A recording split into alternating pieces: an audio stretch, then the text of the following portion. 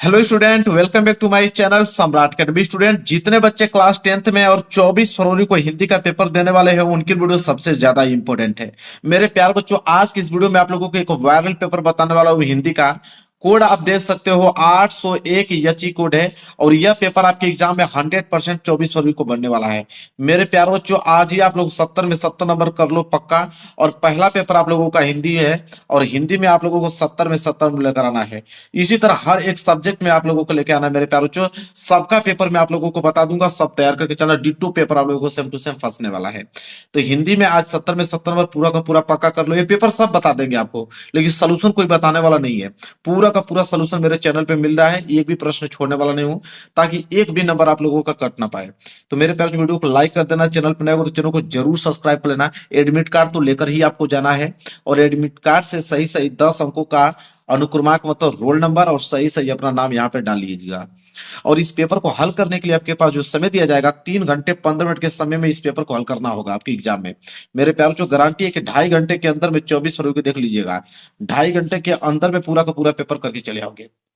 नीचे जब हम लोग बढ़ेंगे तो निर्देश दिया गया है और निर्देश भी पढ़ना बहुत ही ज्यादा जरूरी है। देखिए क्या बोला है निर्देश। पहला निर्देश यह बोला है कि प्रारंभ के 15 मिनट परीक्षार्थियों को प्रश्न पत्र पढ़ने के लिए निर्धारित है। 15 मिनट में इस पेपर को आप पढ़ोगे और 3 घंटे में पूरा का पूरा इस पेपर को सॉल्व करोगे। यह है पहला निर्देश। दूसरा निर्देश की अगर हम बात करें तो बोला है कि प्रश्न पत्र 2 खंडों अ तथा खंड ब में विभाजित है। यह पेपर जो है 2 खंडों में बना हुआ है। एक तो खंड अ में और दूसरा आपका खंड ब में।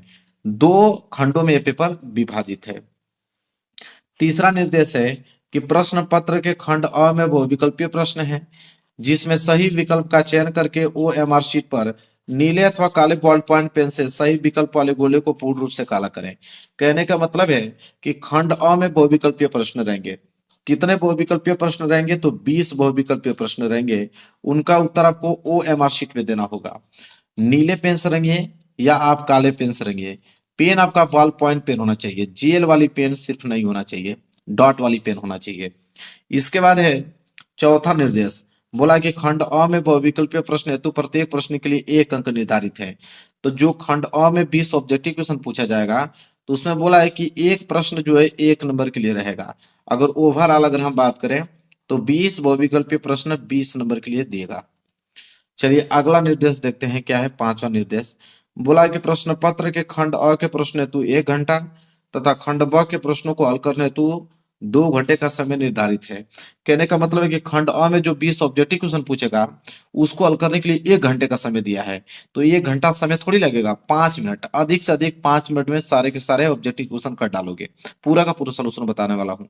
बाकी जितना समय आपके पास बचेगा पूरा का पूरा समय आप खंड ब में लगा दीजिएगा हल करने के लिए। इसके बाद आगे बढ़ते हैं। इसके बाद है अगला निर्देश कि प्रत्येक प्रश्न के सम्मुख उनके निर्धारित अंक दिए गए हैं। मतलब हर एक प्रश्न के आगे आपको बताया गया कि प्रश्न 1 नंबर का है कि 2 नंबर का है कि 4 नंबर का है कि 6 नंबर का है। जितना भी नंबर का होगा उसके सामने लिखा हुआ मिलेगा। तो यह निर्देश था। निर्देश पूरा डिटेल में मैंने पढ़ के आप लोगों को बता दिया। पेपर आप लोगों का इधर से स्टार्ट है, मैं आपको दिखाता हूँ पेपर को। देखिए मेरे प्यारे बच्चों, पेपर आप लोगों का यहाँ से स्टार्ट है। सबसे पहले आया है खंड अ और खंड अ में दिया हुआ है बहुविकल्पीय प्रश्न। ठीक है, तो 20 बहुविकल्पीय प्रश्न सबसे पहले खंड अ में रहेंगे। पहला प्रश्न देखिए कितना सिंपल दिया हुआ है। बोला है कि हिंदी साहित्य के श्रेष्ठ निबंधकार, आलोचक एवं इतिहासकार के रूप में जाने जाते हैं। तो कौन इन चारों ऑप्शनों में से हैं? वो कौन से निबंधकार हैं जिन्हें आलोचक एवं इतिहासकार के रूप में जाने जाते हैं? तो बताना है कि निबंधकार के रूप में, आलोचक के रूप में और साहित्यकार के रूप में किसे जाना जाता है। ठीक है, 4 ऑप्शन आपके पास दिया गया है। मैं डायरेक्ट आपको आंसर बताता चलूंगा, रामचंद्र शुक्ल, ताकि आप लोगों को कम समय में इस पेपर को तैयार कर पाओ, क्योंकि आपके पास समय बिल्कुल कम है। तो रामचंद्र शुक्ल जो है, रामचंद्र शुक्ल को निबंधकार भी, आलोचक और इतिहासकार के रूप में जाने जाते हैं। 1 नंबर के लिए प्रश्न है, 1 नंबर हो गया ना आप लोगों का पक्का। इसी तरह 20 के 20 प्रश्न आपको पक्का कराने वाला हूं। देखिए दूसरा प्रश्न जल्दी से नोट कीजिए क्या है। क्या है कि महादेवी वर्मा द्वारा रचित रेखा चित्र, यह भी प्रश्न जो है मेरे प्यारे बच्चों 1 नंबर के लिए है। 4 ऑप्शन दिया हुआ है। बोला है कि महादेवी वर्मा द्वारा रचित रेखा चित्र इन चारों ऑप्शन में से कौन है? तो वह है आपके अतीत के चलचित्र। कौन? अतीत के चलचित्र। बी वाला ऑप्शन जो है बिल्कुल राइट आंसर हो जाएगा। तो क्वेश्चन नंबर दूसरे का बी जो है बिल्कुल करेक्ट आंसर है। तो 2 प्रश्न यहां तक क्लियर हुआ।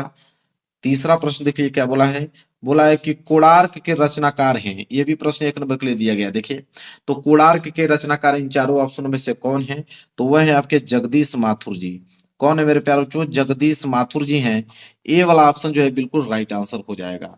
उसी प्रकार आगे बढ़ते हैं क्वेश्चन नंबर 4। ध्यान से देखिए, पूरा प्रश्न याद होना चाहिए, ये ना कि 24 फरवरी को जब आप बैठे तो प्रश्न ही भूल जाए कि चौथे का बी सही होगा कि डी सही होगा। बिल्कुल रट के जाना है आप लोगों को। क्या है कि चलो चांद पर चले के रचनाकार हैं, 1 नंबर के लिए प्रश्न देखिए ये भी पूछा गया है। तो चलो चांद पर चले के रचनाकार इन चारों ऑप्शन में से कौन है, तो वह है आपके जयप्रकाश भारती जी। कौन है, जयप्रकाश भारती जी। बी वाला ऑप्शन जो है बिल्कुल करेक्ट आंसर हो जाएगा। आगे बढ़ते हैं मेरे प्यारों बच्चों, प्रश्न नंबर 5वां क्या है, तूफानों के बीच रचना की विधा है, 1 नंबर के लिए प्रश्न है। देखो तूफानों के बीच जो है ये रचना है, और किस विधा की रचना है, विधा यहाँ पे पूछा है कि किस विधा की रचना है तूफानों के बीच, आपको बताना है। 4 ऑप्शन आपके पास दिया हुआ है। तो देखो तूफानों के बीच जो है ना वो एक रिपोर्टाज है, रिपोर्टाज विधा की रचना है। डी वाला ऑप्शन जो है बिल्कुल राइट आंसर हो जाएगा इसका, क्वेश्चन नंबर 5 का डी वाला ऑप्शन। क्लियर है। चलिए आगे बढ़ते हैं मेरे प्यारे बच्चों, अगला प्रश्न देख लीजिए, प्रश्न नंबर 6 क्या है, कह रहा है कि केशव दास किस काल के कवि हैं। 1 नंबर के लिए भी प्रश्न पूछा गया है। तो केशव दास जो है वो किस काल के कवि हैं यह बताना है। तो केशव दास जो है वो रीति काल के कवि हैं, इसलिए रीति काल मतलब बी वाला ऑप्शन जो है बिल्कुल राइट आंसर हो जाएगा। तो क्वेश्चन नंबर 6 का बी जो है बिल्कुल करेक्ट आंसर हो जाएगा। क्लियर है मेरे प्यारे बच्चों। चलिए आगे बढ़ते हैं, प्रश्न नंबर 7वां बोला है कि भारत भारती के रचनाकार हैं, 1 नंबर के लिए प्रश्न है। तो भारत भारती के रचनाकार इन चारों ऑप्शनों में से कौन है, तो ऑप्शन नंबर पहला कौन है, मैथिली शरण गुप्त जी हैं। पहला वाला ऑप्शन जो है बिल्कुल राइट आंसर हो जाएगा, मैथिली शरण गुप्त जी। तो प्रश्न 7वां भी यहाँ पे अच्छी तरीके से क्लियर हो गया। चलिए प्रश्न की 8वें की तरफ बढ़ते हैं। चलिए मेरे प्यारों को देख लीजिए, प्रश्न नंबर 8वां। प्रश्न नंबर 8वां क्या है, दिया हुआ है कि भारतेंदु युग की समय अवधि है, 1 नंबर के लिए भी प्रश्न है। तो भारतेंदु युग की समय अवधि बताना है कि भारतेंदु युग किस वर्ष से कितना वर्ष तक माना जाता है। तो मेरे प्यारे बच्चों सन 1868 से लेकर 1900 ईस्वी तक यह जो काल अवधि मानी जाती है भारतेंदु युग की काल अवधि मानी जाती है। भूलना नहीं है, बहुत ज्यादा इंपॉर्टेंट है, प्रश्न दे दिया है। प्रश्न 99 क्या दिया हुआ है कि सुमित्रानंद पंत की रचना नहीं है, 1 नंबर के लिए प्रश्न है। 4 ऑप्शन आपके पास हैं, इसमें से बताना है कि सुमित्रानंदन पंत की रचना कौन नहीं है इन चारों ऑप्शनों में से, तो वह आपकी कमायनी। कमायनी जो है मेरे प्यारे बच्चों वो सुमित्रानंद पंत की रचना नहीं है। 1 नंबर यहां से भी आपका पक्का हो गया। आगे बढ़ेंगे, प्रश्न नंबर 10वां क्या दिया हुआ देखिए, क्या है कि रीति मुक्त काव्यधारा के कवि हैं, 1 नंबर के लिए भी प्रश्न है। तो रीति मुक्त काव्यधारा के कवि इन चारों ऑप्शन में से कौन है मेरे प्यारे बच्चों, वह है आपके घनानंद जी। कौन है, घनानंद जी। डी वाला ऑप्शन जो है बिल्कुल राइट आंसर हो जाएगा, क्योंकि ये रीति मुक्त काव्यधारा के कवि हैं घनानंद जी। आगे बढ़ते हैं मेरे प्यारे बच्चों, अगला प्रश्न देख लीजिए क्या है, प्रश्न नंबर 11। प्रश्न नंबर 11 है कि हाँ रघुनंदन प्रेम परिते, तुम बिन जियत बहुत दिन बीते। उपयुक्त पंक्ति में रस है। अब ये जो पंक्ति ऊपर आप 2 लाइन का देखे हो, इस पंक्ति में किस रस का प्रयोग किया गया है यही पूछा है, 1 नंबर के लिए भी प्रश्न है। तो किस रस का प्रयोग किया गया है इस पंक्ति में मेरे प्यारे बच्चों, तो करुण रस का प्रयोग किया गया है। सी वाला ऑप्शन जो है बिल्कुल राइट आंसर हो जाएगा, करुण रस। आगे बढ़ेंगे, अगला प्रश्न देख लीजिए, प्रश्न नंबर 12वां। प्रश्न नंबर 12वां है कि जो आंखने सब देखिए आंख न देखी जाही, उपयुक्त पंक्ति में कौन सा अलंकार है। ये जो ऊपर आपने देखा ये पंक्ति, तो इस पंक्ति में किस अलंकार का प्रयोग किया गया है, यह प्रश्न पूछा है। मतलब किस अलंकार का उदाहरण है, ये उदाहरण है दिया हुआ है, तो किस अलंकार का उदाहरण है यह प्रश्न पूछा हुआ है। तो ये जो है मेरे प्यारे बच्चों उत्प्रेक्षा अलंकार का उदाहरण है। डी वाला ऑप्शन जो है बिल्कुल राइट आंसर हो जाएगा। आगे बढ़ते हैं अगले प्रश्न की तरफ। अगला प्रश्न देख लीजिए क्या है, प्रश्न नंबर 13वां कि सोरठा छंद के पहले एवं तीसरे चरण में मात्राएं होती हैं। यह भी प्रश्न 1 नंबर के लिए दिया गया है। तो सोरठा छंद के पहले और तीसरे चरण में कितनी मात्राएं होती है, तो मेरे प्यार बच्चों 11-11 मात्राएं होती हैं। पहले और तीसरे चरण में 11-11 मात्राएं होती हैं, इसलिए सी वाला ऑप्शन जो है बिल्कुल राइट आंसर हो जाएगा। क्लियर है। चलिए आगे देखते हैं, प्रश्न नंबर 14 क्या है कि सुगम शब्द में प्रयुक्त उपसर्ग है, 1 नंबर के लिए प्रश्न है। तो सुगम है, इसमें बताना है कि उपसर्ग बताना है। तो मेरे प्यारों चो अगर मैं इसको तोड़ूंगा तो ये टूटेगा सु धन गम, तो जो आगे जुड़ता है वही आपका उपसर्ग कहलाता है। तो आगे क्या जुड़ा हुआ है, सु, तो सु उपसर्ग कहलाएगा, मतलब पहला वाला ऑप्शन जो है बिल्कुल राइट आंसर हो जाएगा। तो प्रश्न नंबर 14 भी आपको समझ में आ गया। एक भी प्रश्न भूलना नहीं है मेरे प्यारों बच्चों, पूरा 20 में 20 हमें ऑब्जेक्टिव क्वेश्चन सही होना चाहिए आप लोगों का। चलिए आगे बढ़ते हैं क्वेश्चन नंबर 15 की तरफ। चलिए मेरे प्यारों बच्चों अगला प्रश्न देख लीजिए, प्रश्न नंबर 15 क्या है कि नवरत्न में समास है। एक नंबर के लिए प्रश्न है मेरे प्यारों बच्चों। तो नवरत्न में समास है, चार ऑप्शन आपके पास दिया हुआ है। तो नवरत्न में जो है मेरे प्यारों बच्चों द्विगु समास है। कौन सा समास है? द्विगु समास है। बी वाला ऑप्शन जो है बिल्कुल राइट आंसर हो जाएगा। क्लियर है? चलिए आगे बढ़ते हैं प्रश्न नंबर 16 की तरफ। प्रश्न नंबर 16वां है कि पृथ्वी का पर्यायवाची शब्द नहीं है। एक नंबर के लिए प्रश्न है मेरे प्यारे बच्चों। तो चार ऑप्शन आपके पास दिया हुआ है और बोला है कि पृथ्वी का पर्यायवाची शब्द इन चारों ऑप्शन में से कौन नहीं है। तो यहाँ पे देखो प्रसून, प्रसून जो है पृथ्वी का पर्यायवाची शब्द नहीं है। बाकी आपको मालूम है कि भू, वसुधा, धरा ये तीनों जो हैं ये पर्यायवाची शब्द हैं पृथ्वी का, लेकिन प्रसून जो है पृथ्वी का पर्यायवाची शब्द नहीं होता है। क्लियर है ये भी प्रश्न? चलिए आगे बढ़ते हैं, प्रश्न नंबर 17वां देख लीजिए। बोला कि त्वाम शब्द में विभक्ति और वचन है। एक नंबर के लिए प्रश्न है, बताना है कि त्वाम शब्द जो है उसमें कौन सी विभक्ति और कौन सा वचन पूछा है इसमें से। तो मेरे प्यार बच्चों ये त्वाम शब्द जो है वह द्वितीय विभक्ति और एक वचन का रूप है। तो यहाँ पे मेरे प्यार बच्चों ए वाला ऑप्शन जो है बिल्कुल राइट आंसर हो जाएगा। तो 17 का ए। चलिए आगे बढ़ते हैं, अगला देख लीजिए प्रश्न 18 क्या है कि अर्थ के आधार पर वाक्य के भेद हैं। एक नंबर के लिए प्रश्न है। तो अर्थ के आधार पर वाक्य के कितने भेद होते हैं मेरे प्यारे बच्चों? तो अर्थ के आधार पर वाक्य के अगर हम भेद देखें तो 8 भेद होते हैं। कितने भेद होते हैं? टोटल 8 भेद होते हैं। बी वाला ऑप्शन जो है बिल्कुल राइट आंसर हो जाएगा। क्लियर है? चलिए मेरे प्यारों बच्चों अगला प्रश्न देख लीजिए, प्रश्न नंबर 19वां करा कि कृतवाच्य में प्रधानता होती है। एक नंबर के लिए प्रश्न है। तो कृतवाच्य में प्रधानता किसकी होती है मेरे प्यारों बच्चों? तो कृतवाच्य में कर्ता की प्रधानता होती है, मतलब सी वाला ऑप्शन। सी वाला ऑप्शन जो है बिल्कुल इसका राइट आंसर हो जाएगा। अगला प्रश्न लास्ट प्रश्न बहुविकल्पीय का देखिए 20वां कि जिनके अलग अलग रूप वाक्यों में मिलते हैं वे पद कहलाते हैं। एक नंबर के लिए प्रश्न है। तो जिनके अलग अलग रूप वाक्यों में मिलते हैं उन्हें हम विकारी पद कहते हैं। विकारी पद मतलब पहला वाला ऑप्शन, देखिए यहाँ पे पहला वाला ऑप्शन जो है बिल्कुल राइट आंसर हो जाएगा। तो खंड अ में 20 ऑब्जेक्टिव क्वेश्चन था, 20 का 20 मैंने बता दिया और 20 का 20 आपका सही होना चाहिए। एक भी प्रश्न इसमें आप लोगों को छोड़ना नहीं है, तो सारे प्रश्नों को ध्यान से याद कर लेना। तो यह खंड अ यहाँ पे समाप्त हुआ। अब हम खंड ब देखने वाले हैं। देखिए मेरे प्यारे बच्चों खंड ब यहाँ से स्टार्ट है। खंड ब जो है 50 नंबर का आता है और इसमें जो होता है वर्णनात्मक प्रश्न होता है। खंड ब जो है 50 नंबर का होता है, इसमें वर्णनात्मक प्रश्न है। 20वां प्रश्न के बाद आता है 21वां प्रश्न। 20 बहुविकल्पीय प्रश्न था, 21वां प्रश्न से खंड ब स्टार्ट है। 21वां देखिए क्या बोला है कि निम्नलिखित गद्यांश पर आधारित दिए गए प्रश्न को उत्तर दीजिए। और कितने नंबर का गद्यांश है? 6 नंबर का है। 3 प्रश्न रहेंगे, 2-2 नंबर के हिसाब से 6 नंबर आपको दिया जाएगा। गद्यांश आपके एग्जाम में 2 दिया है। देखिए एक क वाला दिया है और कह रहा है कि क वाला नहीं अगर आप कर पाओगे तो अथवा करके देखिए नीचे आपको ख वाला दिया है। तो क और ख दोनों में से कोई एक ही करना है, लेकिन मैं आपको दोनों बताऊंगा और जो आसान लगेगा उसको याद करके आप एग्जाम में जाइएगा। देखिए क वाला क्या है मेरे प्यारे बच्चों, पहले उसको ध्यान देखते हैं। क वाला है कि जो वृद्ध हो गए हैं, जो अपनी बाल्यावस्था और तरुणावस्था से दूर हट आए हैं, उन्हें अपने अतीत काल की स्मृति बड़ी सुखद लगती है। वे अतीत का ही स्वप्न देखते हैं। तरुणों के लिए जैसे भविष्य उज्जवल होता है वैसे ही वृद्धों के लिए अतीत। वर्तमान से दोनों को असंतोष होता है। तरुण भविष्य को वर्तमान में लाना चाहते हैं और वृद्ध जो है अतीत को खींचकर वर्तमान में देखना चाहते हैं। तरुण क्रांति के समर्थक होते हैं और वृद्ध अतीत के गौरव के संरक्षक।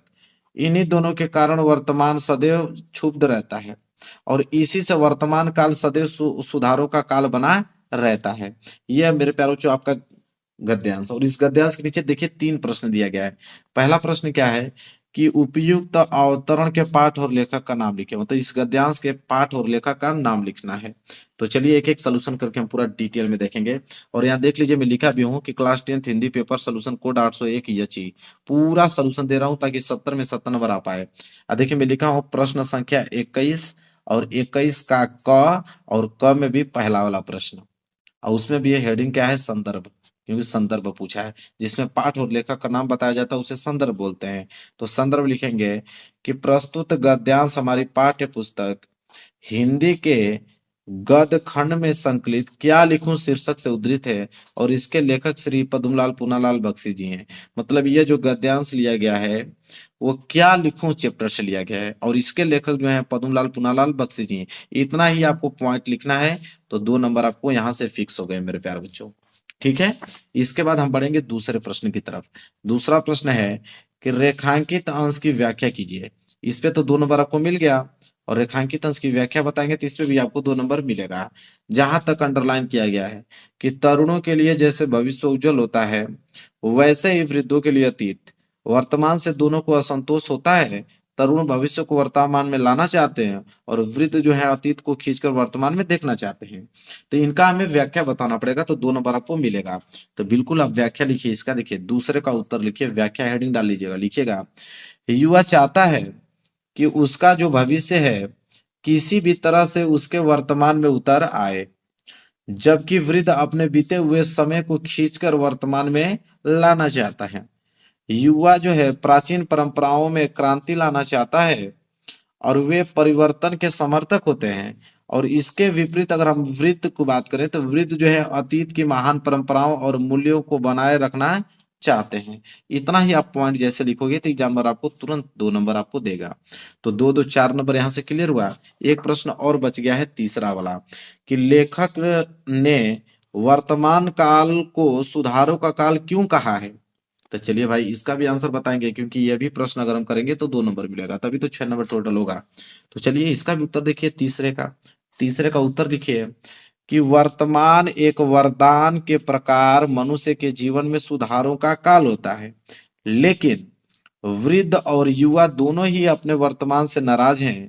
तरुण भविष्य को वर्तमान में खींचकर लाना चाहता है, जबकि वृद्ध जो है अतीत को वर्तमान में देखना चाहता है। लो भाई 2 नंबर यहाँ से पक्के हो गए।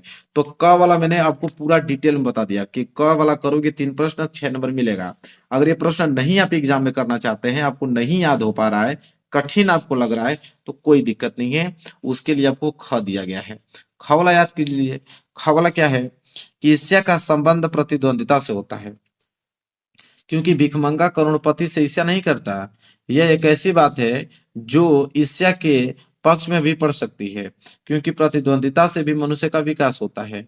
किंतु अगर आप संसार व्यापी यूएस चाहते हैं तो आप रसेल के मतानुसार शायद नेपोलियन से स्पर्धा करेंगे। मगर याद रखिए कि नेपोलियन भी सीजर से स्पर्धा करता था और सीजर सिकंदर से, तथा सिकंदर जो है हरकुलस से। जिस हरकुलस के बारे में इतिहासकारों का यह मत है कि वह कभी पैदा ही नहीं हुआ। ठीक है, तो ये आपके पास क्या है मेरे प्यार जो गद्यांश है। अगर ये वाला नहीं करना चाहते हैं तो ख वाला कर लीजिए। इसके भी नीचे 3 प्रश्न दिए गए, मैं आपको दिखाता हूँ। 3 प्रश्न है, 2 नंबर के हिसाब से आपको 6 नंबर मिलेगा। देखिए 3 प्रश्न है। पहला प्रश्न है कि उपयुक्त अवतरण के पाठ और लेखक का नाम लिखिए, 2 नंबर आपको मिलेगा। तो चलिए मैं दिखा देता हूँ आप लोगों को। देखिए यहाँ है आपका ख वाला और ख का पहला संदर्भ। मैंने कहा ना कि पाठ और लेखक का नाम जिसमें बताया जाता है उसे संदर्भ बोला जाता है। तो संदर्भ में लिखेंगे कि प्रस्तुत गद्य अवतरण हमारी पाठ्य पुस्तक हिंदी के गद्य खंड में संकलित एवं श्री रामधारी सिंह दिनकर द्वारा लिखित ईर्ष्या तू न गई मेरे मन से नामक मनोवैज्ञानिक निबंध से उद्धृत है। मतलब ये जो गद्यांश लिया गया है ईर्ष्या तू न गई मेरे मन से चैप्टर से लिया गया है और इसके लेखक श्री रामधारी सिंह दिनकर जी हैं। इतना ही पॉइंट आप लिखोगे 2 नंबर आपका फिक्स हो जाएगा, एग्जामिनर आपको 2 नंबर दे देगा। इसके बाद दूसरा प्रश्न है कि रेखांकित अंश की व्याख्या कीजिए। जहां तक अंडरलाइन किया गया था मैं आपको दिखा देता हूं पूरा कि कहां तक अंडरलाइन किया गया था। देखिए अंडरलाइन यहां तक किया गया है कि ईर्ष्या का संबंध प्रतिद्वंदिता से होता है, क्योंकि भिखमंगा करोड़पति से ईर्ष्या नहीं करता। यह एक ऐसी बात है जो ईर्ष्या के पक्ष में भी पड़ सकती है, क्योंकि प्रतिद्वंदिता से भी मनुष्य का विकास होता है। इसका ही हमें व्याख्या बताना है और आपको 2 नंबर मिलेगा। तो देखिए आंसर कैसे आप लिखोगे। देखिए दूसरा का लिखोगे रेखांकित अंश की व्याख्या हेडिंग डालोगे, लिखोगे कि लेखक का कहना है कि ईर्ष्या जो है मनुष्य का चारित्रिक दोष है, क्योंकि यह आनंद में बाधा पहुंचाती है, किंतु यह एक दृष्टि से लाभदायक भी हो सकती है, क्योंकि ईर्ष्या के अंदर प्रतिद्वंदिता का भाव जो है वो निहित होता है। जो ईर्ष्यावश मनुष्य किसी दूसरे से स्पर्धा करता है और इसके कारण वह अपने जीवन स्तर को विकसित करता है। यहाँ यह बात विचार करने योग्य है कि स्पर्धा जो है समान स्तर से नहीं अपितु अपने से कुछ अधिक स्तर रखने वाले व्यक्ति से की जानी चाहिए।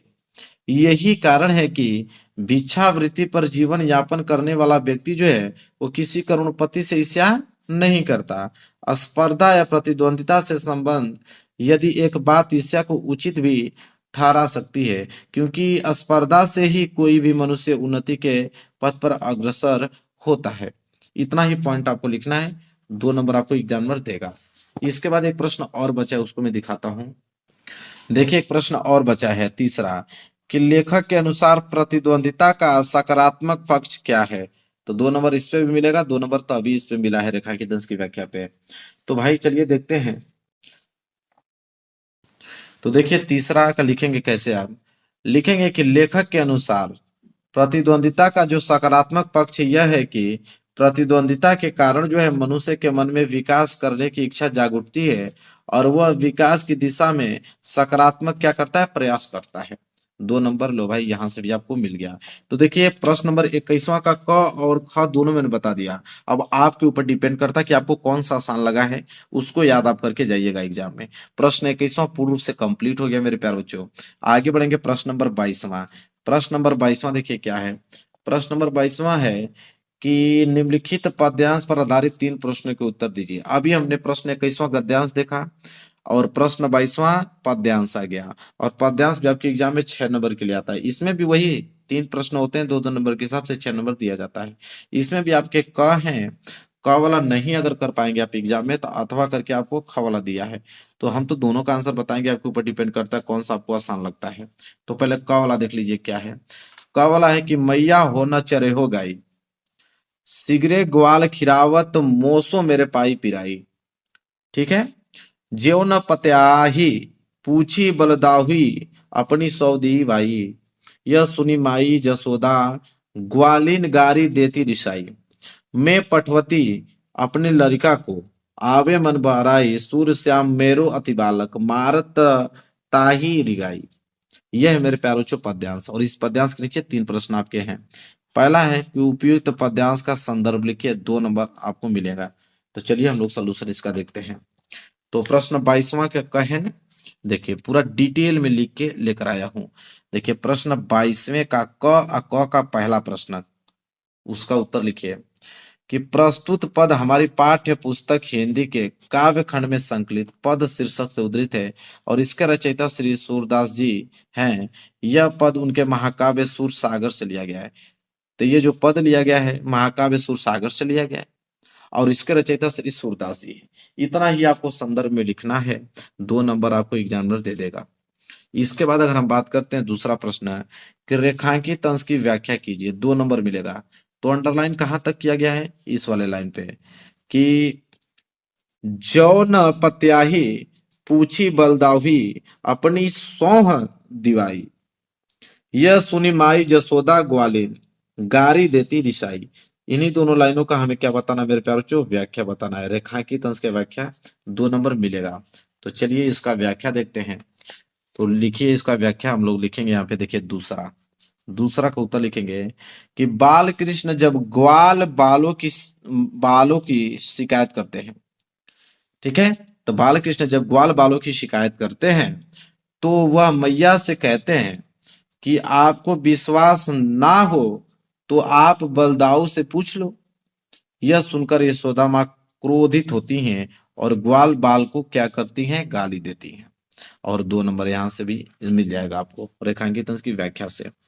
इसके बाद एक प्रश्न और है मेरे प्यारे बच्चों, तीसरा, कि बाल कृष्ण गाय चराने क्यों नहीं जाना चाहते हैं।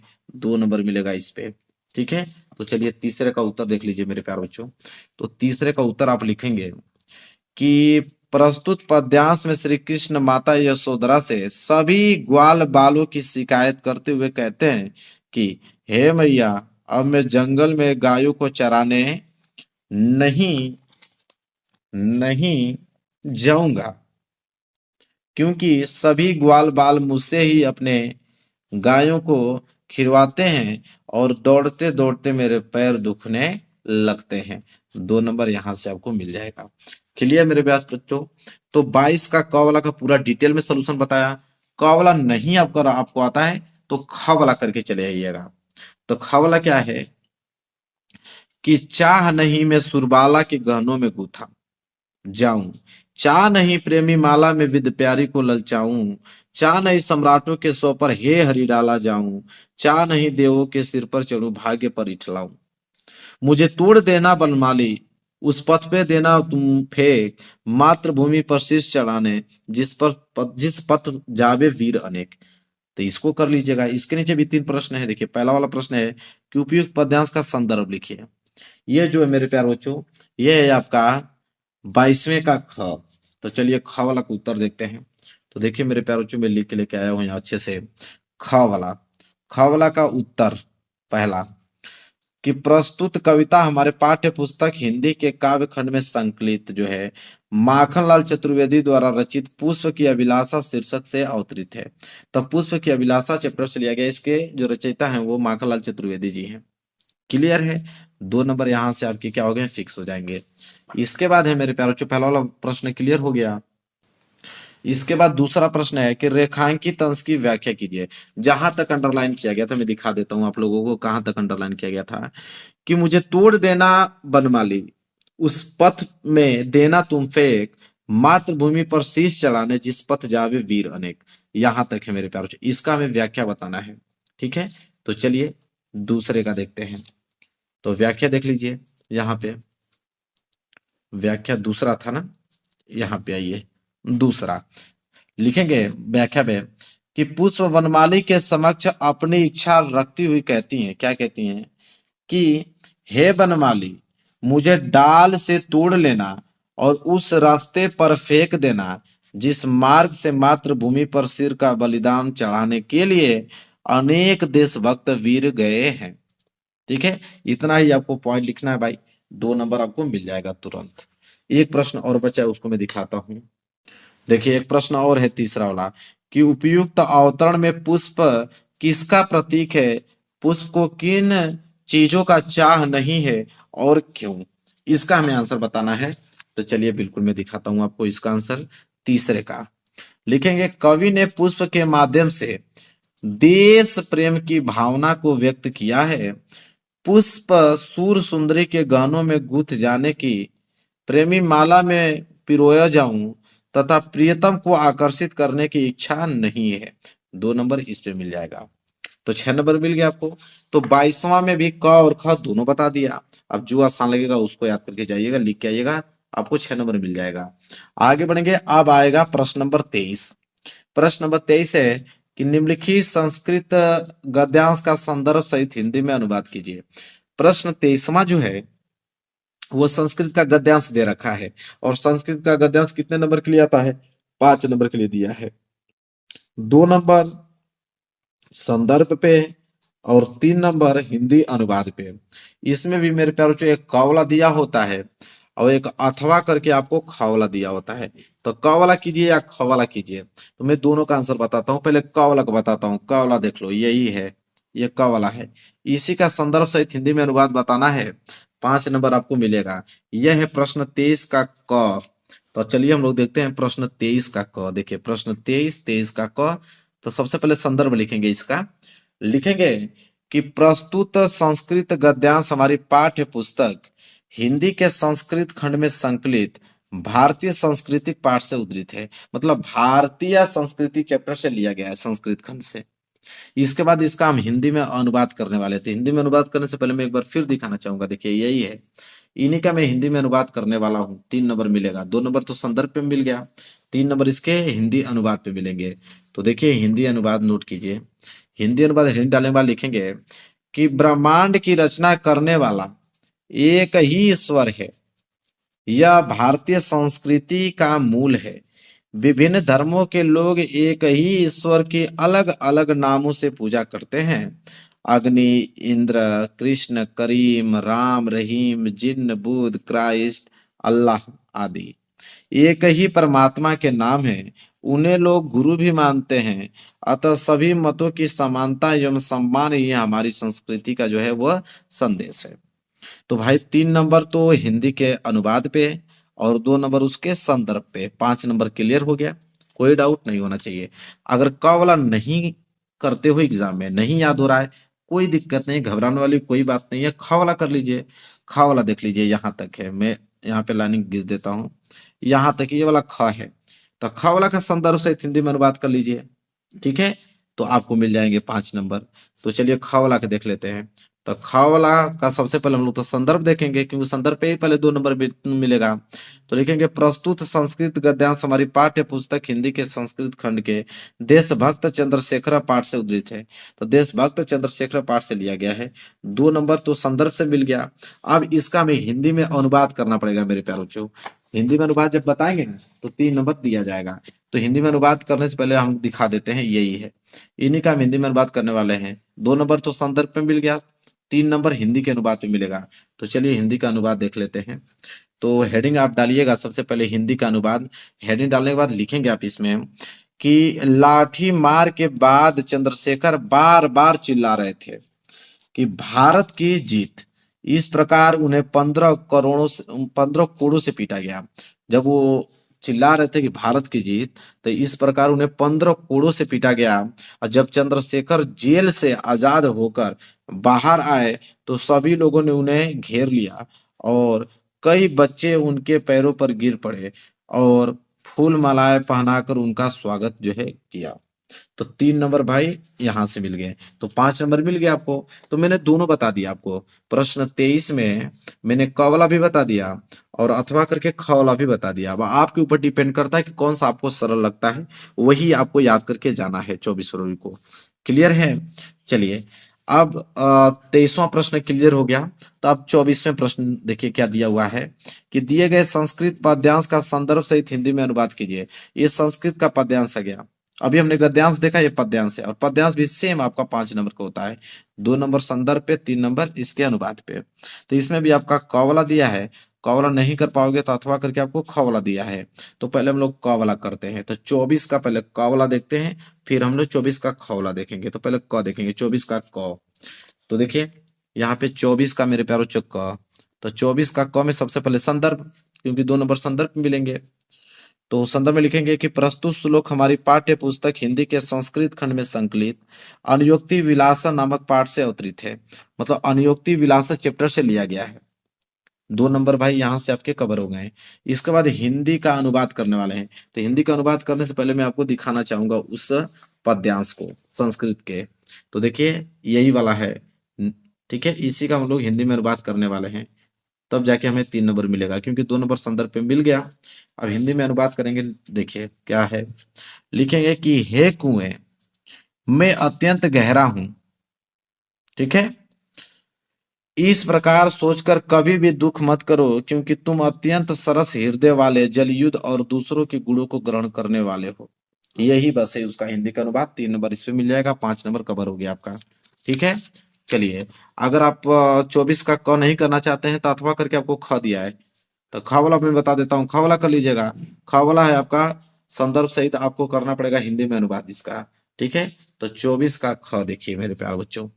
तो 24 का यहाँ पे मेरे प्यारे बच्चों ख देखिए, ख वाला है। सबसे पहले संदर्भ लिखेंगे कि प्रस्तुत श्लोक हमारी पाठ्य पुस्तक हिंदी के संस्कृत खंड से संकलित जीवन सूत्राणु नामक पाठ से लिया गया है। मतलब जीवन सूत्राणु चैप्टर से लिया गया है। 2 नंबर आपको मिल गया। इसके बाद अगर मैं हिंदी का अनुवाद इसका देखूं, तो हिंदी का अनुवाद देखूंगा तो 3 नंबर मिलेगा। तो हिंदी का अनुवाद लिखेंगे आप कि एक मित्र उस व्यक्ति के लिए मित्र होता है जो दूर रहता है, और एक पत्नी उस व्यक्ति के लिए मित्र होती है जो घर पर होता है। तो चिकित्सक दुखियों का मित्र होता है और दान मरते हुए का मित्र होता है। दान जो है मरते हुए का मित्र होता है। बस ये हिंदी अनुवाद। 3 नंबर मिल गया, 5 नंबर हो गए कवर। अब आपके ऊपर डिपेंड करता है 24 का क करते हो एग्जाम में कि 24 का ख करते हो, ये आपके ऊपर डिपेंड करता है। तो 24 वाला प्रश्न भी क्लियर हो गया। चलिए आगे बढ़ते हैं। चलिए अगला वाला प्रश्न देख लीजिए, प्रश्न नंबर 25वां। प्रश्न नंबर 25वां है कि अपने पठित खंड काव्य के आधार पर दिए गए प्रश्नों में से किसी एक प्रश्न का उत्तर दीजिए। अब ये खंड काव्य है, और खंड काव्य आपके एग्जाम में कितने नंबर के लिए आता है? 3 नंबर के लिए आता है। और खंड काव्य मेरे प्यारे बच्चों आप जिला वाइज करते हो कि आपके जिला में जो खंड काव्य पूछा जाता है वही एग्जाम में आपको करना है। कोई दूसरा कर दोगे तो 1 नंबर भी नहीं मिलेगा, पूरा का पूरा नंबर काट लिया जाएगा, तीनों का 3 नंबर। तो आपके डिस्ट्रिक्ट में देख लीजिएगा क्वेश्चन बैंक में, या आप मेरे प्यारे बच्चों बुक में देख लीजिएगा कि आपके डिस्ट्रिक्ट में कौन सा खंड काव्य पूछा जाता है। वैसे खंड काव्य तो बहुत सारे हैं। मुक्ति दूत है, ज्योति जवाहर है, इसके बाद मेवाड़ मुकुट है, इसके बाद नीचे अग्र पूजा है, फिर देखेंगे तो जय सुभाष है, फिर मातृभूमि है, फिर यहाँ पे कर्ण दिया गया है, कर्ण के बाद देखिए करमवीर, करमवीर के बाद आपका तुमुल। इतने सारे हैं, लेकिन आपको वही करना है जो आपके डिस्ट्रिक्ट में पूछा जाता है, जो आपके जिला में पूछा जाता है वही आपको याद करके जाना है। तो देख लीजिएगा। इसके बाद आगे बढ़ेंगे प्रश्न नंबर 26। देखिए प्रश्न नंबर 26वां का क है कि निम्नलिखित लेखकों में से किसी एक लेखक का जीवन परिचय देते हुए उनकी एक प्रमुख रचना का उल्लेख कीजिए। अब लेखक का जीवन परिचय आ गया मेरे प्यारे बच्चों, और लेखक का जीवन परिचय 5 नंबर के लिए पूछा गया है। तो 3 नंबर तो जीवन परिचय पे और 2 नंबर रचना पे। तो सभी आपको रचना सहित आपको लिखना पड़ेगा। आपके पास ऑप्शन 3 है, रामधारी सिंह दिनकर जी, डॉक्टर राजेंद्र प्रसाद जी, भगवत शरण उपाध्याय जी। इन तीनों लोगों में से किसी एक का ही आपको जीवन परिचय लिखना है। चलिए मैं बता देता हूँ रामधारी सिंह दिनकर का, और 5 नंबर अभी मैं आपको क्लियर कराता हूँ। तो देखिए यहाँ मैं लिखा हूँ 26 का पहला जीवन परिचय लिखेंगे कि राष्ट्र कवि रामधारी सिंह दिनकर का जो जन्म हुआ था वो 23 सितंबर सन 1908 ईस्वी में बिहार के मुंगेर जिले के सिमरिया नामक ग्राम में हुआ था। इन्होंने बीए तक की शिक्षा प्राप्त की और 24 अप्रैल 1974 ईस्वी में इनका स्वर्गवास हो गया। इतना आपको लिखना है। इसके बाद आपको डालना है साहित्यिक परिचय। साहित्यिक परिचय में लिखेंगे कि रामधारी सिंह दिनकर छायावतर एवं प्रगतिवादी कवियों में सर्वश्रेष्ठ कवि थे। दिनकर जी ने राष्ट्र प्रेम, लोक प्रेम आदि विभिन्न विषयों पर काव्य रचना की है। इन्होंने सामाजिक, आर्थिक व शोषण के खिलाफ कविताओं की रचना की। दिनकर जी की जो काव्यात्मक प्रतिभा के कारण इन्हें क्रांतिकारी कवि के रूप में प्रतिष्ठा मिली। इन्होंने क्या रश्मि रथी एवं कुरुक्षेत्र जैसी रचनाओं में अपनी जिस प्रतिभा का परिचय दिया वह हमेशा याद किया जाएगा। दिनकर जी की गद्य रचनाओं में उनका विराट ग्रंथ संस्कृत के 4 अध्याय उल्लेखनीय है। ठीक है। इसके बाद नीचे आप रचनाएं हेडिंग डालोगे, लिखोगे कि रेणुका, हुंकार, कुरुक्षेत्र, सरस्वती, उर्वशी, सीपी और संग इनकी महत्वपूर्ण रचनाएं हैं। क्लियर है। 5 नंबर पूरा का पूरा एग्जाम देगा, 1 नंबर नहीं काट सकता है। ठीक है। इसके बाद है मेरे प्यारे बच्चों 26 का ख। 26 का ख है मेरे प्यारे बच्चों, 26 का ख है कि निम्नलिखित कवियों में से किसी एक कवि का जीवन परिचय देते हुए उनके एक प्रमुख रचना का उल्लेख कीजिए। तो अभी हमने लेखक का जीवन परिचय देखा, रामधारी सिंह दिनकर जी का। ये कवि का जीवन परिचय आ गया, और कवि का जीवन परिचय भी 5 नंबर के लिए पूछा जाता है। वही 3 नंबर जीवन परिचय पे, 2 नंबर रचना पे। और यहाँ पे आपके पास ऑप्शन 3 है, सुभद्रा कुमारी चौहान जी। इसके बाद है आपके मैथिली शरण गुप्त जी, बिहारी लाल जी और केदारनाथ सिंह। यहाँ पे ऑप्शन 4 आपके पास दिया गया है, और इनमें से किसी एक का ही आपको जीवन परिचय लिखना है। मैं सुभद्रा कुमारी चौहान जी का बता देता हूँ आपको। ठीक है। और 5 नंबर अभी क्लियर कर लो आप लोग। तो देखिए खा वाला सुभद्रा कुमारी चौहान जीवन परिचय नहीं डालोगे, लिखोगे कि हिंदी की वीर रस की कावित्री सरल भाषा में हृदय के उदार प्रकट कर नव युवकों को नई स्फूर्ति एवं नया मोड़ देने वाली श्रीमती सुभद्रा कुमारी चौहान हिंदी साहित्य में अपना विशिष्ट स्थान रखती हैं। सुभद्रा कुमारी चौहान का जन्म जो है एक संपन्न ठाकुर परिवार में इलाहाबाद में सन 1904 ईस्वी में हुआ था। इनकी शिक्षा जो है इलाहाबाद के क्रास्ट वेस्ट गर्ल्स कॉलेज में हुई। इनका विवाह जो है 15 वर्ष की अवस्था में ही खंडवा मध्य प्रदेश के डॉक्टर लक्ष्मण सिंह के साथ हुआ था। बचपन से ही काव्य में रुचि के कारण 15 वर्ष की अवस्था में इनकी प्रथम काव्य रचना प्रकाश में आई। विवाह के बाद यह गांधी जी के संपर्क में आकर राष्ट्रीय आंदोलनों में भाग लेने लगी, और इस कारण कई बार जेल यात्रा भी करनी पड़ी इनको। निरंतर देश सेवा में लगी सुभद्रा कुमारी मध्य प्रदेश की विधानसभा सदस्य निर्वाचित हुई। झांसी की रानी और वीरों का कैसा हो वसंत कविताएं आज भी युवाओं के हृदय में जोश भर देती हैं। सन 1948 में मोटर दुर्घटना में इनकी असामयिक मृत्यु जो है हो गई। रचनाएं लिखेंगे कि इनके दो काव्य संग्रह प्रसिद्ध हैं, मुकुल और चित्रधारा, जिनमें वीर रस की रचनाएं हैं। मुकुल काव्य में संग्रह पुरस्कृत भी हो चुका है। इनके अलावा सुभद्रा जी के विखरे मोती, उन्मादिनी और सीधे सीधे चित्र कहानियों के संग्रह भी हैं, जिनमें विखरे मोती पुरस्कृत हो चुका है। ठीक है, क्लियर है? चलिए, क्लियर हो गया, उतना ही आपको लिखना है, 5 नंबर आपको मिल गया। इसके बाद अगला प्रश्न है 27वां। क्या है 27वां प्रश्न? है कि अपने पाठ्य पुस्तक में से कंठस्थ कोई एक श्लोक लिखिए जो इस प्रश्न पत्र में न आया हो। तो एक श्लोक लिखना है जो इस पेपर में ना आया हो, 2 नंबर आपको मिल जाएगा। तो चलिए मैं श्लोक आपको बता देता हूँ। देख लिए, यहाँ पे श्लोक है मेरे प्यारे बच्चों, 27वां का देखिए, बंधम मरणम वापी जयो वापी पराजय, उभयत्र समो वीर वीर भाव ही वीरता। लो भाई, यहाँ से 2 नंबर आपको क्या हो गए, बिल्कुल पक्का हो गया। ठीक है, चलिए आगे बढ़ते हैं। अगला प्रश्न देखेंगे, प्रश्न नंबर 28वां। प्रश्न नंबर 28वां मेरे प्यारे बच्चों है कि अपने निवास स्थान के आसपास मोहल्लों की नालियों की समुचित सफाई के लिए नगर जनपद के स्वास्थ्य अधिकारी को पत्र लिखिए। 4 नंबर आपको दिया जाएगा। ये नहीं आप करना चाहते हैं, कोई बात नहीं। अथवा करके एक प्रश्न और दिया है कि अपने विद्यालय के प्रधानाचार्य को छात्रवृत्ति के लिए एक आवेदन पत्र लिखे। मैं आपको दोनों बताऊंगा, आपको जो आसान लगेगा वो एग्जाम में याद करके जाइएगा।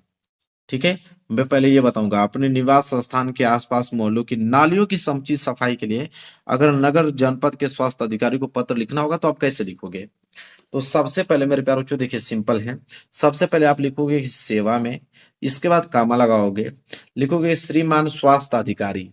ठीक है, इसके बाद विषय हेडिंग डालोगे, लिखोगे कि मोहल्ले की सफाई हेतु आवेदन पत्र, फिर महोदय जी, फिर कामा लगाओगे, फिर लिखोगे सविनय निवेदन है कि दौलतगंज की नालियों में नियमानुसार सफाई की उचित व्यवस्था न होने के कारण मच्छरों एवं मक्खियों का प्रकोप है।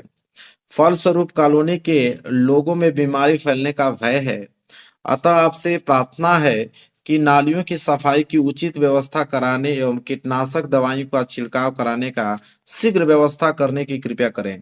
इसके लिए हम सब आपके आभारी रहेंगे। धन्यवाद। ठीक है, इसके बाद यहाँ पे अपना डेट लिख लीजिएगा मेरे प्यारों, जो भौदी में नाम लिख दीजिएगा। ठीक है, मनोहर लाल। क्लियर है मेरे प्यारे बच्चों? ये करना चाहते हो ठीक, नहीं तो अथवा करके जो ये वाला दिया था कि अपने विद्यालय के प्रधानाचार्य को छात्रवृत्ति के लिए एक आवेदन पत्र लिखे, उसको आप लिख लीजिएगा। तो चलिए मैं इसको बता देता हूँ, इसको कैसे आप लिखोगे। सबसे पहले सेवा में कामा लगाओगे, श्रीमान फिर कामा लगाओगे, फिर लिखोगे प्रधानाचार्य महोदय, फिर कामा लगाओगे।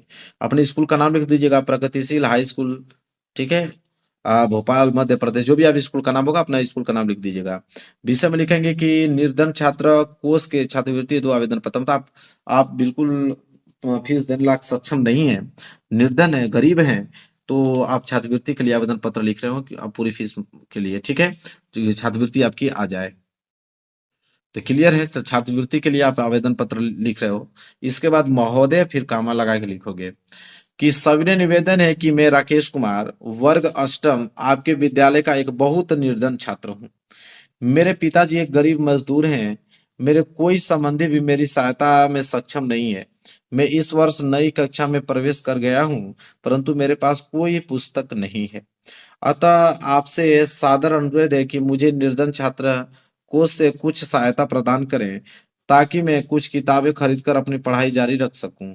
इसके लिए मैं आपका सदा आभारी रहूंगा। ठीक है, इसके बाद आपका आज्ञाकारी छात्र राकेश कुमार वर्ग अष्टम में, फिर दिनांक। हो गया भाई, अपना नाम लिख दीजिएगा, क्लास लिख दीजिएगा, डेट लिख दीजिएगा। हो गया भाई, कंप्लीट हो गया। तो दोनों मैंने बता दिया, अब आपके ऊपर डिपेंड करता है कौन सा आपको आसान लगा है, कौन सा आप याद कर सकते हो, उसको याद करके आपको जाना है। यहाँ पे प्रश्न 28वां जो है पूर्ण रूप से कंप्लीट हो गया। आगे बढ़ेंगे प्रश्न नंबर 29 की तरफ। देखिए, प्रश्न नंबर 29वां क्या है कि निम्नलिखित प्रश्नों में से किन्हीं दो प्रश्नों के उत्तर संस्कृत में दीजिए। दो प्रश्नों का उत्तर दीजिएगा तो एक एक नंबर के हिसाब से आपको 2 नंबर मिलेगा। यहाँ पे आपको पहला, दूसरा, तीसरा, 4 प्रश्न दिए गए हैं। चारों प्रश्नों में से किन्हीं दो ही प्रश्नों का उत्तर आपको संस्कृत में देना है। तो मैं पहले और दूसरे का बता देता हूँ। पहले प्रश्न का और दूसरे प्रश्न का उत्तर बता देता हूँ। देखिए यह पहले प्रश्न का उत्तर है, दूसरे प्रश्न का उत्तर है, नोट कर लो। 1 नंबर इस पे मिलेगा, 1 नंबर इस पे मिलेगा, 2 नंबर हो गए आपके कवर। चलिए प्रश्न 30वां देख लीजिए क्या है। प्रश्न 30वां मेरे प्यारे बच्चों कि निम्नलिखित विषयों में से किसी एक विषय पर निबंध लिखिए, 7 नंबर आपको मिलेगा। तो आपको निबंध लिखना है और आपके पास ऑप्शन 5 है। पर्यावरण प्रदूषण की समस्या एवं समाधान, दूसरा है इंटरनेट, तीसरा है छात्र तथा अनुशासन, चौथा है किसी एक त्योहार का वर्णन और पांचवा है नई शिक्षा नीति। अब मेरे प्यारे बच्चों 5 है, 5 में से किसी एक पे ही निबंध आपको लिखना है। तो मैं पर्यावरण प्रदूषण की समस्या एवं समाधान पे आपको बता देता हूँ। ठीक है, नोट कर लीजिए। 7 नंबर लिखना है भाई, तो ज्यादा लिखना पड़ेगा क्योंकि 7 नंबर का सवाल है। तो चलिए कैसे लिखेंगे आप। प्रदूषण नियंत्रण में हमारी व्यक्तिगत भूमिका। ठीक है, पहली हेडिंग आप मेरे प्यारे बच्चों प्रस्तावना आपकी मेन हेडिंग रहेगी। हर निबंध में प्रस्तावना पहले मेन हेडिंग होती है। लिखेंगे कि यह वातावरण जिसके जीव जंतु चारों ओर से ढके हुए हैं पर्यावरण कहलाता है। ठीक है, पेड़ पौधे जैव अजैव तत्व मनुष्य इत्यादि सभी पर्यावरण के जो है अंतर्गत आते हैं, जिसे हम पर्यावरण कहते हैं। पर्यावरण प्रदूषण, ठीक है, पर्यावरण प्रदूषण लिखोगे कि पर्यावरण प्रदूषण मानवीय क्रियाओं से जल वायु मृदों की भौतिक रासायनिक एवं जैविक विशेषताओं में होने वाला वह अवांछनीय परिवर्तन है जो मनुष्य पौधों एवं जंतुओं को न केवल नुकसान पहुंचाता है बल्कि उनके अस्तित्व को भी संकट में डाल देता है। इसके बाद प्रदूषण के प्रभाव हेडिंग डालोगे। अब प्रदूषण के प्रभाव में लिखोगे कि प्रदूषण के व्यापक और सर्वाधिक प्रभाव मानव निर्मित ही है। मानव आधुनिकता की दौड़ में प्रकृति का अत्यधिक दोहन कर रहा है, जिससे प्राकृतिक संसाधनों में कमी हो रही है। ठीक है, बढ़ती हुई जनसंख्या और औद्योगिकरण ने प्रदूषण की समस्या पैदा कर दी है। कारखानों के धुएं से, विषैले कचरे के बहाव से तथा जहरीली गैसों के रिसाव से आज मानव जीवन सम्यास्त ग्रस्त हो गया है और इस प्रदूषण से मनुष्य जानलेवा बीमारियों का शिकार हो रहा है। कोई अपंग होता है तो कोई बहरा, किसी की देखने की शक्ति नष्ट हो जाती है तो किसी का जीवन। विविध प्रकार की शारीरिक विकृतियां, मानसिक कमजोरी, असाध्य कैंसर जैसे रोगों का मूल कारण विषैला वातावरण ही है। ठीक है, इसके बाद हेडिंग बनाओगे प्रदूषण की समस्या का समाधान। ये हेडिंग है, ब्लैक पेन से इसको हाईलाइटेड कर दीजिएगा। लिखेंगे कि वातावरण को प्रदूषित होने से बचाने के लिए वृक्षारोपण करना चाहिए। दूसरी ओर वृक्षों के अधिक कटाव पर भी रोक लगानी चाहिए। कारखाने और मशीनें लगाने की अनुमति उन्हीं लोगों को दी जानी चाहिए जो औद्योगिक कचरे और मशीनों के धुएं को बाहर निकालने की समुचित व्यवस्था कर सके। तेज ध्वनि वाले वाहनों पर साइलेंसर आवश्यक रूप से लगाने चाहिए तथा सार्वजनिक रूप से लाउड स्पीकरों का आदि प्रयोग पर रोक लगाना चाहिए। फिर लिखेंगे प्रदूषण से पर्यावरण को बचाने के लिए पेड़ों को कम से कम कटाई की जानी चाहिए। पर्यावरण प्रदूषण के लिए सरकार को उचित कदम उठाने होंगे और इसके विरुद्ध नए कानून जारी करने होंगे। हर मनुष्य के कूड़े के ढेर और गंदगी के आदि को जल या जलाशय में नहीं डालना चाहिए। मनुष्य को कोयला और पेट्रोलियम जैसे उत्पादों का बहुत कम प्रयोग करना चाहिए और जितना हो सके प्रदूषण से रहित विकल्पों को अपनाना चाहिए। फिर आगे लिखेंगे कि मनुष्य को सौर ऊर्जा, सीएनजी, वायु ऊर्जा, बायोगैस, रसोई गैस, पन बिजली का अधिक प्रयोग करना चाहिए। ऐसा करने से वायु प्रदूषण और जल प्रदूषण को कम करने में बहुत ही सहायता मिलती है। नदियों के जल को कचरे से बचाना चाहिए और पानी को रिसाइकलिंग की सहायता से पीने का योग्य बनाना चाहिए। प्लास्टिक के बैगों का कम प्रयोग करना चाहिए। जिन्हें रिसाइकिल किया जा सके उनका प्रयोग अधिक करना चाहिए। प्रदूषण को खत्म करने के लिए कानून और नियमों का पालन करना चाहिए। फिर लास्ट हेडिंग उपसंहार आप लिखेंगे। उपसंहार में लिखेंगे कि न्यायालय द्वारा प्रदूषण फैलाने वाले उद्योगों को महानगरों से बाहर ले जाने के आदेश दिए गए हैं। यदि जनता भी अपने ढंग से इन कार्यक्रमों में सक्रिय सहयोग दे और यह संकल्प ले ले कि जीवन में आने वाले प्रत्येक शुभ अवसर पर कम से कम वृक्ष अवश्य लगाएंगे तो निश्चय ही हम प्रदूषण के दुष्परिणामों से बच सकेंगे और आने वाली पीढ़ियों को भी अपनी काली छाया से बचाने में समर्थ हो सकेंगे। ठीक है, क्लियर है? इतना लिखोगे तब जाके 7 नंबर मिलेगा। मैंने डिटेल में आपको बता दिया मेरे प्यारे बच्चों, ये पेपर हो गया पूरा का पूरा समाप्त। जब आप जाओगे 24 फरवरी को पेपर देने के लिए तो 100% ये पेपर मिलेगा और पूरा का पूरा सोल्यूशन बताया हूँ। जो बच्चे पूरा का पूरा वीडियो देख के जाएंगे वो 70 में 70 नंबर लेकर आएंगे। तो मेरे प्यारे बच्चों, वीडियो को लाइक कर देना है, चैनल पर नए हो तो चैनल को जरूर सब्सक्राइब कर लेना है। अब वीडियो को उन बच्चों के यहाँ शेयर करना जो मेरे प्यारे बच्चों इस वीडियो को देख पाए और 70 में 70 नंबर ले पाए। तो 24 फरवरी को जितने बच्चे पेपर देने वाले उनके पास इस वीडियो को जरूर से जरूर आपको पहुंचाना है। चलिए मिलेंगे नेक्स्ट वीडियो मेरे प्यारे बच्चों, तब तक के लिए धन्यवाद।